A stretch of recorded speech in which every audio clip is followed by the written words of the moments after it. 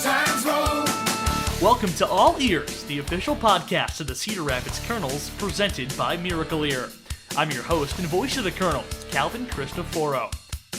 On the podcast, you'll hear from past and present Cedar Rapids baseball influencers, including players, managers, executives, insiders, and more. Cedar Rapids Kernels, let the good times roll. Another edition of the Kernels All Ear podcast presented by our friends over at Miracle Ear, Calvin Cristoforo, joined by Kernels outfielder Carson McCusker, one of the newest Kernels on the team. Carson, hey, thanks so much for taking the time. Yeah, thank you. I'm glad to be here. Now, Carson, I mean, you've had a whirlwind of a season, and we'll get into that, but we'll start with your first couple weeks in Cedar Rapids. You're through 2 weeks with the Kernels. I mean, what has it been like for you, and how have you liked joining this group of guys in the spot of Iowa you're in? It's honestly been great. The day I showed up, I could just tell that there was a great connection in the clubhouse, really good chemistry. Everybody was super welcoming.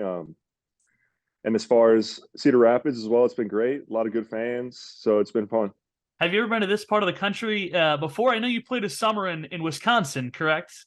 I did, yeah, up in Kenosha in, I think it was 2018. And then when I was at Oklahoma State, we played University of Iowa in 2019, I believe. So we played a little series there. Okay, you did. Yeah, I didn't know that. Just a couple miles down the road. But Yeah. you've enjoyed everything. Have you ever lived with a host family before? I assume you're with a host family. You ever done that before? Yes, in Kenosha actually is when I did it. So back in 2018, it was a really good experience. That's awesome. That's awesome. So let's get into you a little bit here. We'll start with going all the way back. I mean, you grew up in Sparks, Nevada, outside of Reno. I've never been to that part of the country. What's the baseball like out there in that part of Nevada? Growing up, honestly, not the best. There's a couple good players coming out. I mean, you go to Vegas, ton of good players, but you go up Northern Nevada.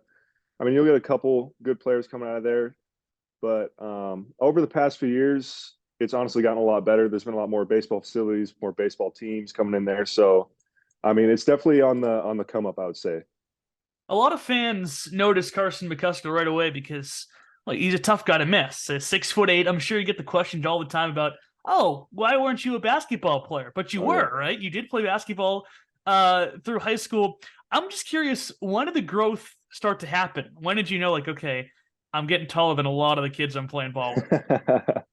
I was always like a little tall growing up, like a little bit taller than everybody else. Then my freshman year, I grew 2 inches. Year after that, 2 inches, 2 inches, 2 inches. So I left high school, I think, at 6'7", but it was like a gradual kind of growth spurt over a span of like 4 years. When did you know that, when did you pick up baseball? Was it something you've always played, growing up? Is that something you played T-ball with, or was it a sport you picked up late? When did you get into baseball, your start of playing the sport? Honestly, my whole life. I started in T-ball. Baseball was my dad's favorite sport, so we kind of had that connection growing up. He really got me into it. So, I mean, baseball's been my number one love since I was a little kid.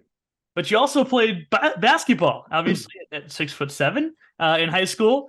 Were you ever a basketball guy? Did you ever think that was a sport that you could move forward with? No, not really. I honestly started playing pretty late. I didn't start playing till high school. I was a wrestler all before that. So I would spend my winters wrestling. So when I started playing basketball, I didn't really have a grasp with all the fundamentals. Like, everybody was way ahead of me when I first started playing. But I was more just like a kind of off the bench defensive guy. I wasn't really much of a scorer. How were you at wrestling? I don't want to toot my own horn here, but I was pretty good wrestler.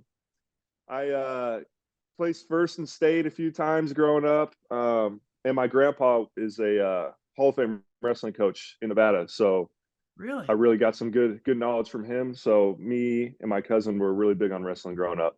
So what made you switch to basketball?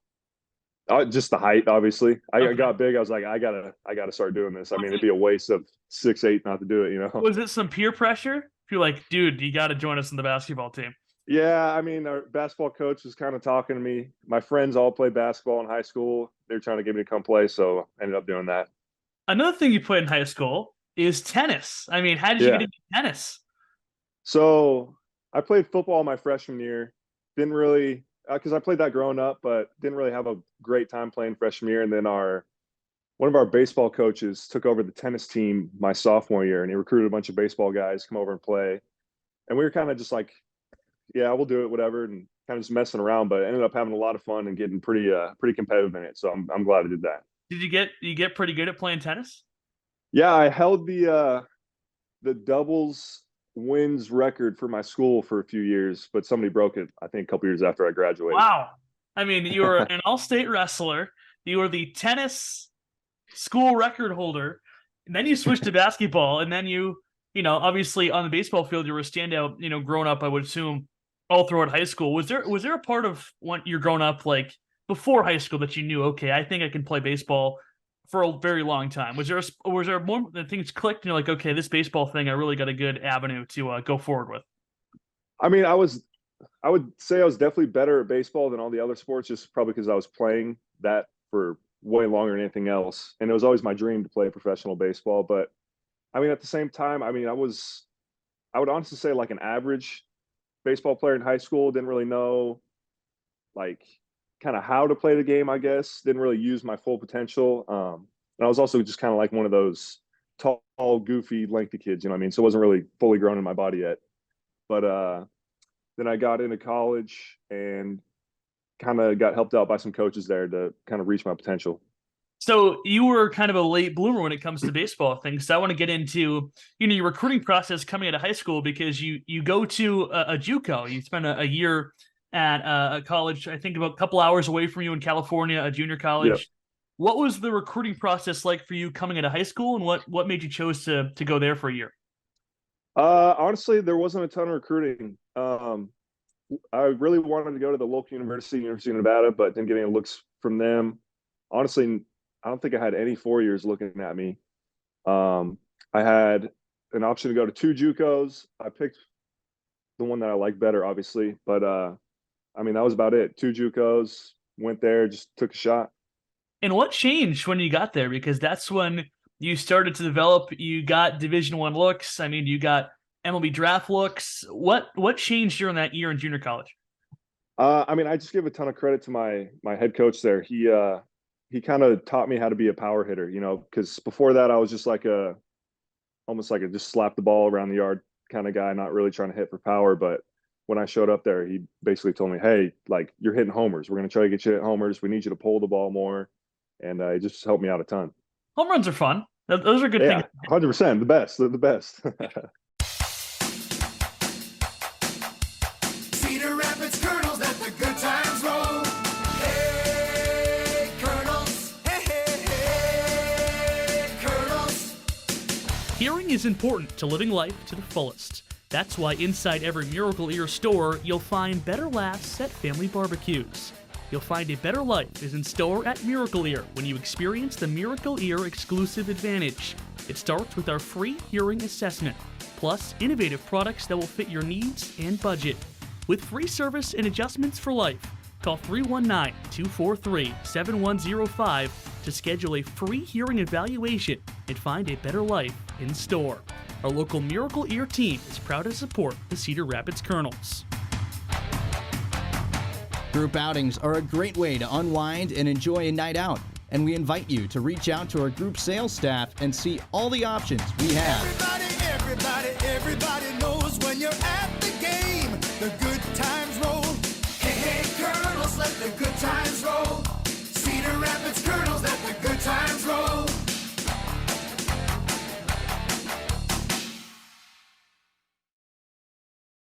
Galvin Christopher talking to Kernels outfielder Carson McCusker on the Kernels All Air podcast. Getting to the end of the season here we go in mid-August on the Kernels All Air podcast and the Cedar Rapids Kernels High A season. Kernels already in the playoffs. Those postseason tickets are available for the Kernels in the postseason, the champions of the first half. So, Carson, you're in there and you're learning how to become a power hitter. When did the buzz started to come? Was that something that happened later in the season, later in the year in the high school things? Because you got major league scouts looking at you. You got college scouts looking at you. When in that JUCO year did everything really start to come together? I would say, honestly, probably about like halfway through our fall scrimmages and all that. That's when it really started to click, started to kind of figure it out. And I remember, I think one of our players' dads was a scout for like the Blue Jays or something.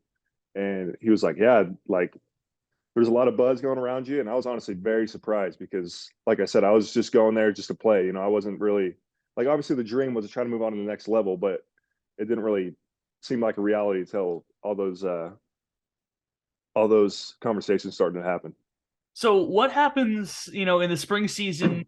You get picked, you get drafted by the Brewers in the 26th Yeah. round. I mean, what was your thought process there of maybe saying professional baseball is my dream, to go with it, or I got college offers, or I can go to too? What was your mindset, in that situation there? I mean, honestly, I didn't feel 100% ready to go play professional baseball yet, and it was also one of my dreams to play Division I baseball. And I remember taking a visit to Oklahoma State and just was like, "Yep, I'm doing this 100%." So there was really not much of a conversation to sign with the Brewers when you get picked in that draft. Yeah, there was a little bit of conversation, but at the same time, I mean, my parents were supportive and they're like, if this is what you want to do, go do it. And I went out and did it. So when you decided to go to college, it's kind of what you just said made it sound like Oklahoma State was the place to go. Did you? I'm sure you looked at other spots, but why did you ultimately pick Oklahoma State?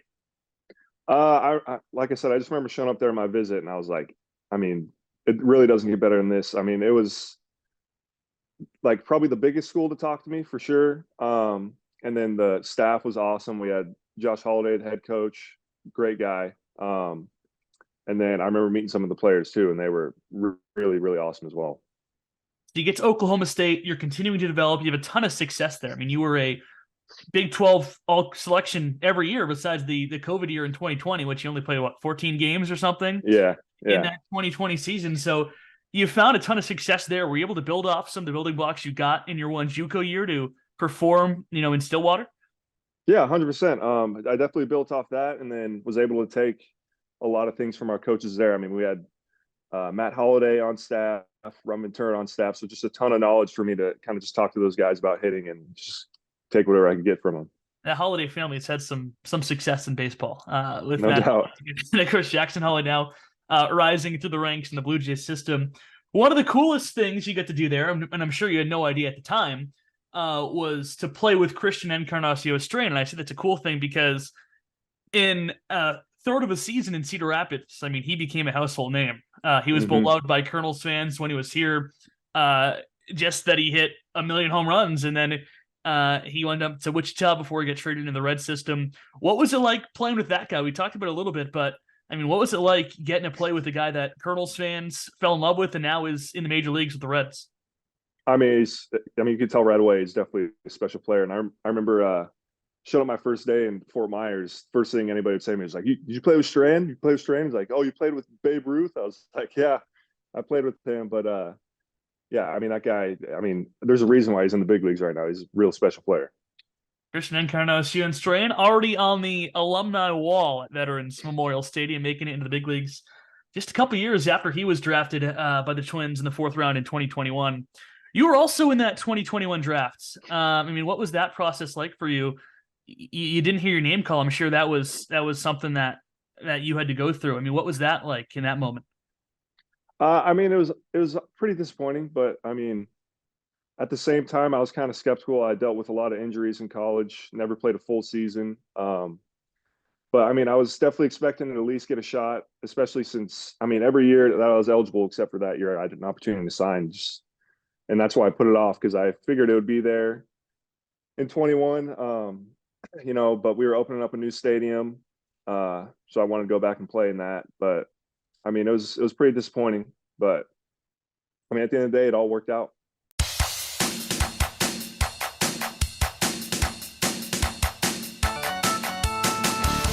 Stay connected with the Cedar Rapids Kernels all year long by following the Kernels on social media. Catch up with the Kernels on Twitter, Instagram, and Facebook at CRKernel.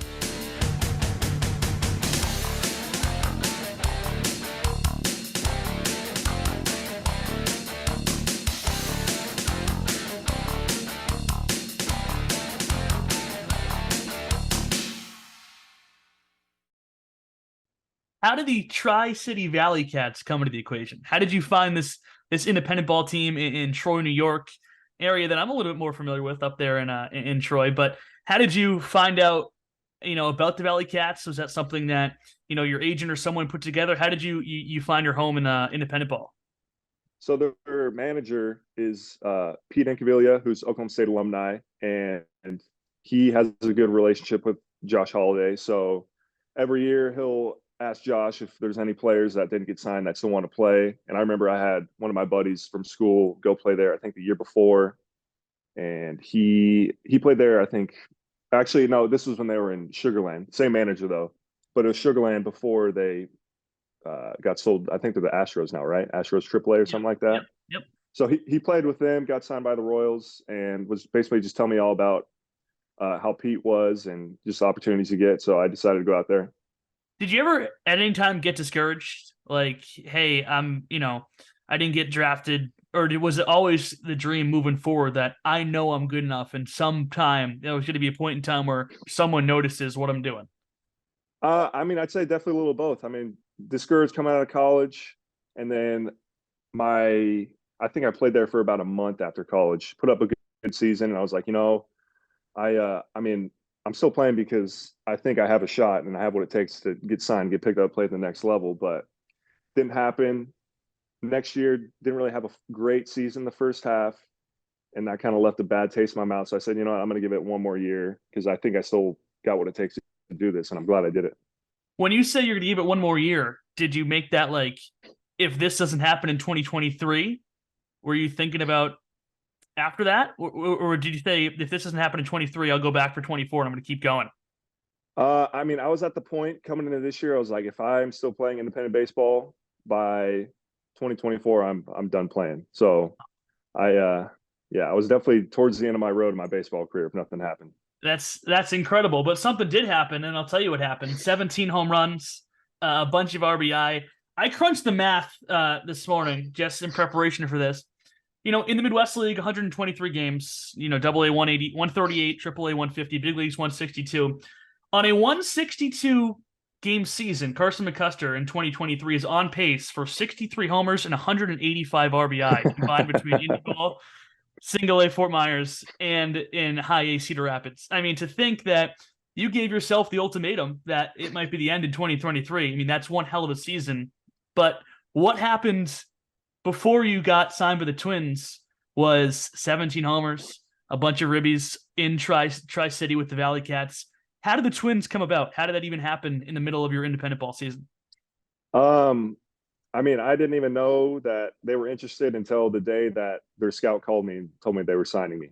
That's the first time I heard from, I think, any affiliated team. I mean, we had guys in there, I think the Yankees and maybe the Rays, talking to a couple of our pitchers, but never had conversations with them. And then I remember getting a call, I think it was June 30th, something like that they were signing me. And I was like, all right, awesome. I had no idea. I'll get on the plane to Fort Myers. And you did. Exactly. Well, was it kind of a culture shock when you got down there from, temperature-wise, I'm sure it was. But besides that, was it a culture shock at all, moving from an independent team to, the complex in Fort Myers, where not only is the Single A affiliate, but the facilities and the complex league team? Was that a culture shock by any means down there? It kind of was. It's definitely just a complete 180 from independent baseball as far as like facilities, the way you're treated, the stuff that the team provides you. meals, even pay is just crazy compared to what independent baseball is. But it definitely took some getting used to, but it was a lot of fun for sure. And I read this, and you can confirm or deny this, that you've credited a lot of success this season to a leg kick that you put in at the plate. Is that something that is true, first of all, and how did that come about? Yeah, so like I said, last year in 22, first half of the year was terrible. And then I remember I was talking to our manager, Pete, in Tri-City. I was like, I think I'm going to start doing a leg kick. My timing's all off. I'm just going to try it out. And I think I hit a homer the day I tried it. I was like, all right, I'm doing this It for the seems rest like of it my works. career. Yeah. And then after that, I started hitting great and then just carried it on into this season and just worked out for me. Continuing to work. So you get down to Fort Myers, you get off to, an incredibly hot start.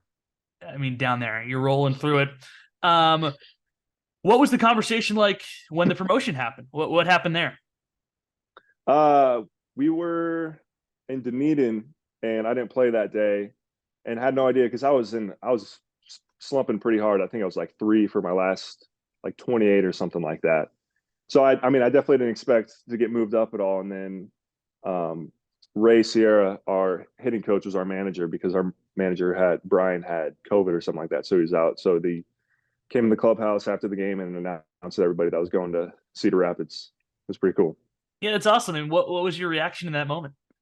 I was definitely shocked because, like I said, I was like 3 for my last 28, hitting bad, but at the same time, just super glad to be up here.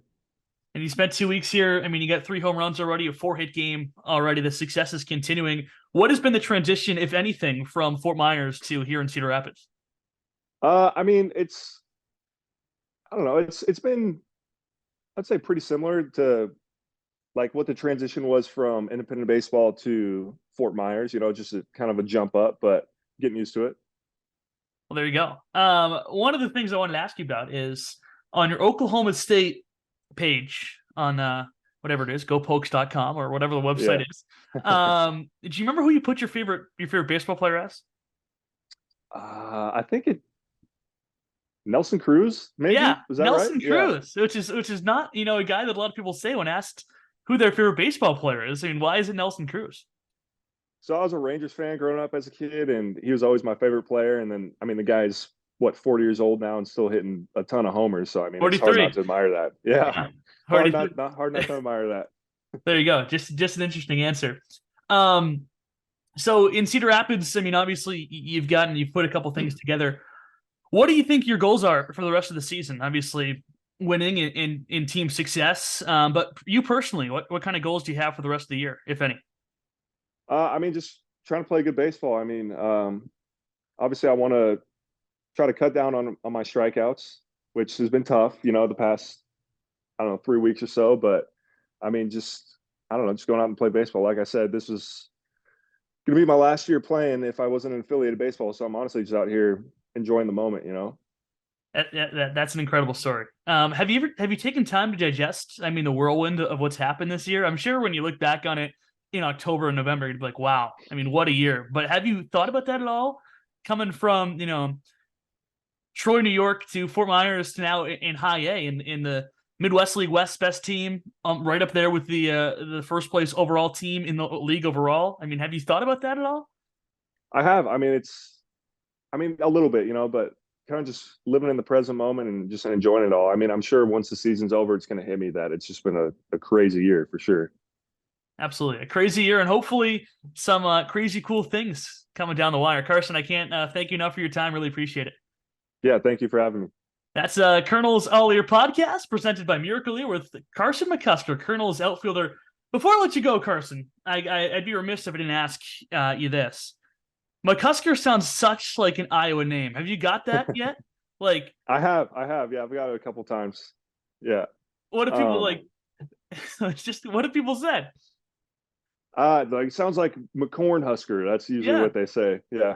I mean, there's got to be some sort of. I asked you this before, around the batting turtle, and I was surprised you don't have like a nickname, like that's Big Nevada or whatever it is. But like, it sounds like Cornhusker, like the big Cusk, the big. There's got to be something that we can put together here, right? You had any help? I know. I mean, I don't know. I've had a ton of nicknames throughout my career, but I mean, I'm sure something will stick. Okay. I'll try to work on that. I'll try to figure something out, and I'll like slowly hint it to guys in the team that, hey, we should get this going. Before I embarrass you anymore, Carson, once again, really appreciate it. And I will see you soon. Good luck the rest of the season. I'm sure Kernels fans are going to be really excited to get to the ballpark and see Carson McCusker in the outfield and see a Kernels team that right now looks to be well on their way to a really successful year in 2023. Thanks, Carson. Thank you. That's Kernels All Ear podcast with Carson McCusker. We'll be back next time with another episode presented by Miracle Ear. Choosing Miracle Ear was a great decision. Like when I decided to host family movie nights. Miracle Ear made it easy. I just booked an appointment, and a certified hearing care professional evaluated my hearing loss and helped me find the right device calibrated to my unique hearing needs. Now I enjoy every moment. The quiet ones and the loud ones. Your local Miracle Ear team is proud to support your Cedar Rapids Kernels. Enjoy the game.